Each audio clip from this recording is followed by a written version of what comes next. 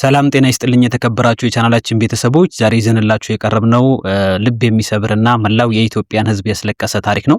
ወደ ጣሊያን አቅንተው የተሻለ ህይወትን ለመምራትና ቤተሰቦቻቸውን ለመርዳት በዝግጅት ላይ የነበሩት ሁለት እህትማማቾች ሰላማዊትና ሳምራዊት ጥላሁን ባልታሰበ የትራፊክ አደጋ ህይወታቸውን አጥተዋል።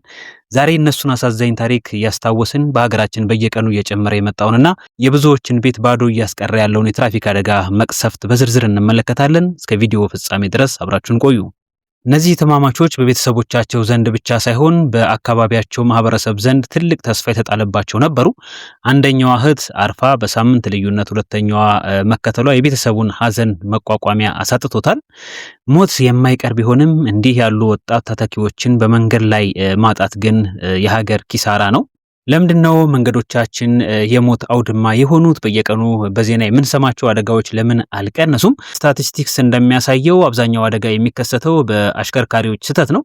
ይሄ ማለት ግን ተሳፋሪዎችና እግረኞች ድርሻ የላቸውም ማለት አይደለም። የአደጋ ዋና ዋና መንስኤዎች እንኳን ብለን ብንመለከት አንደኛው ከመጠን በላይ ፍጥነት ነው። ፍጥነት ህይወትን ይወስዳል የሚለውን መርህ መዘንጋት ነው ማለት ነው። ሌላው የመንጃ ፈቃድ አሰጣጥ ነው።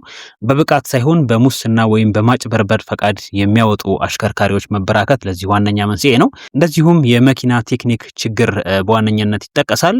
ብሬክ፣ ጎማና መብራት ሳይፈተሽ ረጅም መንገድ መጓዝ አንዱ ነው ማለት ነው። ሌላው ድካምና እንቅልፍ ይጠቀሳል። አሽከርካሪዎች ሳያርፉ ለረጅም ሰዓታት መንዳታቸውም ለአደጋው መጋለጥ መንስኤ ይሆናል ማለት ነው።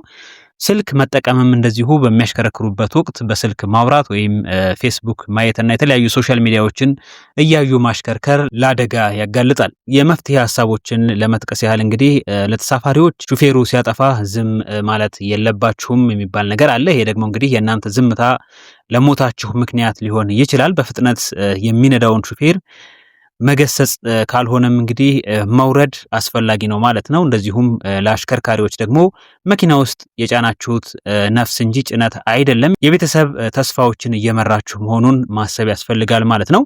መንግስትም በዚህ ዙሪያ ላይ የመንገድ ቁጥጥርና የፍጥነት መቆጣጠሪያ ቴክኖሎጂዎች በየመንገዶች ላይ ማስቀመጥ እንዳለበት ባለሙያዎች ይጠቁማሉ። ዛሬ ለሳምራዊትና ለሰላማዊት እናዝናለን፣ ነገር ግን ነገ የኛ ቤተሰብ ላይ እንዳይደርስ ዛሬ ሁላችንም ጥንቃቄ ማድረግ ይገባናል። መንገድ ላይ ስንወጣ ህግን እናክብር። ለቤተሰቦቻቸው ለጓደኞቻቸውና ለአላተ ህዝብ መጽናናትን እንመኛለን። ይሄ ቪዲዮ ለብዙዎች ማስጠንቀቂያ እንዲሆን ሼር አድርጉት። የእናንተ አንድ ሼር የሰውን ህይወት ሊያድን ይችላል። እንደዚሁም በኮሜንት ላይ ሀሳባችሁን መስጠት ትችላላችሁ።